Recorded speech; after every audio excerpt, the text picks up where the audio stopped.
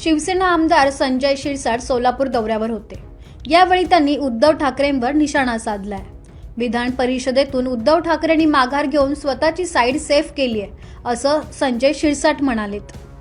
पाहूया। काय वाटतं आपल्याला?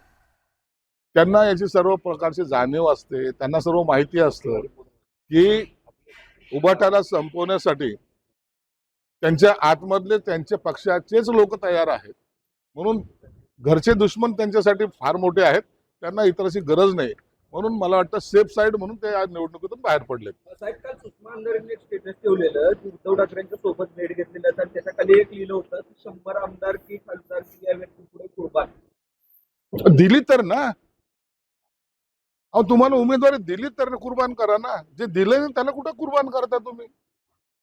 आणखीन फार पल्ला गाठायचा आहे। इतक्या लवकर असे गुडघ्याला भाषण बांधून चालत नसतं पक्षामध्ये। आम्ही 42 वर्षापासून काम करतोय, एक दोन दिवसाचा प्रवास नाहीये आणि त्याच्यासाठी एकनाथ शिंदे असावं लागतात। या आमच्या बहीण बघा, वाघमारताईला तिच्या स्वप्नात नाही एका मिनिटात उमेदवारी दिली आणि राज्यसभेत पाठवलंय। याला मनाचा मोठेपण मानतात, म्हणून त्यांना शुभेच्छा।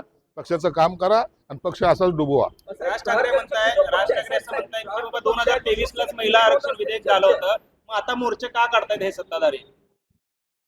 राज साहेब काय म्हणतात, काँग्रेसची काय पॉलिसी आहे, भाजपने आता विधेयक काय आणलंय, या बाबतीमध्ये सर्व चर्चा होत आहेत आणि त्यासाठी देवेंद्र फडणवीस साहेबांनी सुद्धा सांगितलंय कुणाला जर चर्चा करायची असेल तर ओपन आपण समोर करू आणि ते आव्हान प्रति आव्हान एकमेकाला देणं सुरू आहे, म्हणून याच्यावर आता भाष्य करणं योग्य नाही। राज ठाकरे असंही म्हणतायत की मराठी शाळा विकल्या जात आहेत करण्याची चर्चा चालू आहे। काय झालं? प्रहार जनशक्ती जो पक्ष आहे तो आपल्या पक्षात विलीन होण्यावर असल्याची चर्चा काय चाललंय, काय चर्चा झाल्या, बच्चू कडू साहेबांचं आणि एकनाथ शिंदे साहेबांची काय चर्चा झाली याच्याबद्दल तर कुणाला आमच्या पक्षी नेत्यापैकी कुणाला माहिती दिली तर आलेली नाहीये। त्याचा निर्णय ऐन वेळेला एकनाथ शिंदे साहेब घेतील आणि एकनाथ शिंदे साहेब जो निर्णय घेतील मला वाटतं पक्षाच्या हिताचा असेल। राज ठाकरे असं पण म्हणतायत की मराठी शाळा ज्या आहेत ते आपले राज्यकर्तेच विकतायत, कारण हा शाळेचा नव्हे जागेचा विषय आहे असं देखील ते म्हटलं, त्यांनी टीका केली। हे बघा, शाळा विकणे किंवा मराठी बंद करणे हा कोणत्याही राजकीय नेत्याचा विषय असू शकत नाही। मराठी ही टिकली पाहिजे, मराठी ही कायम असली पाहिजे, मराठीचं वर्चस्व या मुंबईतच नाही तर महाराष्ट्रात असली पाहिजे आणि त्या स्वाभिमानाला कोणी ठेच पोहोचवता कामा नये ही सर्वांचीच भूमिका आहे। म्हणून मराठीचा एका पक्षालाच फक्त पुळका आहे आणि आम्ही फक्त हिंदी भाषिक आहोत असं समजण्याचं काही कारण नाही। मराठीसाठी वाटेल तो लढा द्यायला आम्ही सुद्धा तयार आहोत। होतात अशा निवडणुकीमध्ये सगळ्या दऱ्या पडतात, भेगा पडतात। तुम्ही पाहिलं असं नगरपालिकेला तसं झालं, महानगरपालिकेला झालं, जिल्हा परिषदला झालं। म्हणून कार्यकर्त्याच्या आग्रहासाठी काही वेळेला कॉम्प्रोमाइज न करता ह्या लढाया लढावं लागतं। साहेब, नागपूर संघ कार्यालयाला रेडिएशनची धमकी देण्यात आलेली आहे, पत्राद्वारे निनावी पत्र मिळालेलं आहे।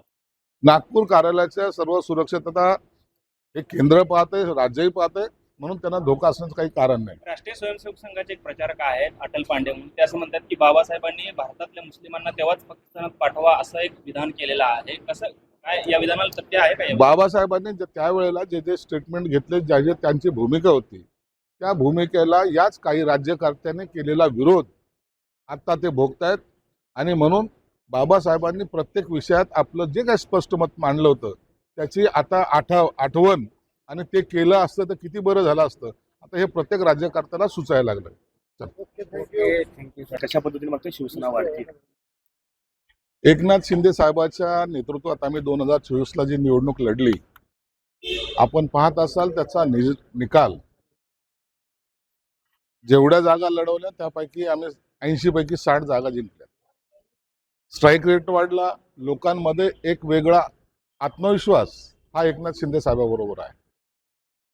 म्हणून या सरकारमध्ये सुद्धा उपमुख्यमंत्री असतानाही एकनाथ शिंदे साहेब ज्या ज्या ठिकाणी जातात त्या ठिकाणचा कार्यकर्त्याचा सर्व संच हा त्यांच्याकडे आकर्षित होतो। कोणत्याही जाती धर्माचा असो तो त्यांच्याकडे जातो आणि म्हणून आता हे परिवर्तनाची जी काही लाट सुरू झालेली आहे त्याचाच परिणाम आहे। अनेक मान्यवर मागे आपल्याला सांगितलं की आम्हाला ऑपरेशन टायगर करण्याची गरज नाहीये, आमच्याकडेच एवढे प्रवेश होत आहेत रोज की आम्ही त्या प्रवेशाला वेळ देऊ शकत नाही अशी आमची अवस्था आहे। म्हणून कार्यकर्ता हा आमच्याकडे येतोय, त्याच्या मर्जीने येतोय आणि त्याचा परिणाम या आता आज उद्याच्या विधान परिषदेमध्ये सुद्धा तुम्हाला पाहायला मिळेल। बच्चू कडू येतील, स्वागत असणार आहे त्यांचं. त्या संदर्भामध्ये आतापर्यंत तरी एकनाथ शिंदे साहेबांचं जे काही निर्णय घेण्याचा टायमिंग असतो तो टायमिंग नुसार ते निर्णय घेतील. मला वाटतं 11-12 वाजेपर्यंत त्या संदर्भामध्ये निर्णय सुद्धा होईल.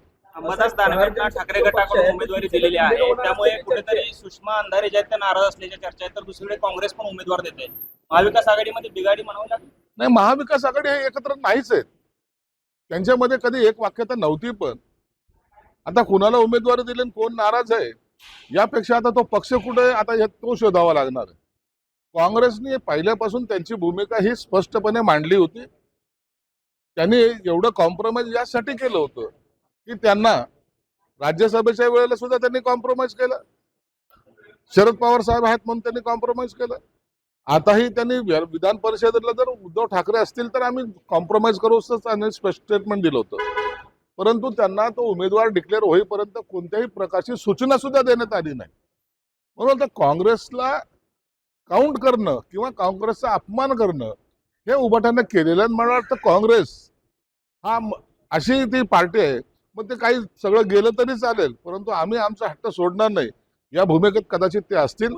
म्हणून काँग्रेस आता ही सेपरेट लढेल असं एकंदरीत आता तरी वातावरण आहे.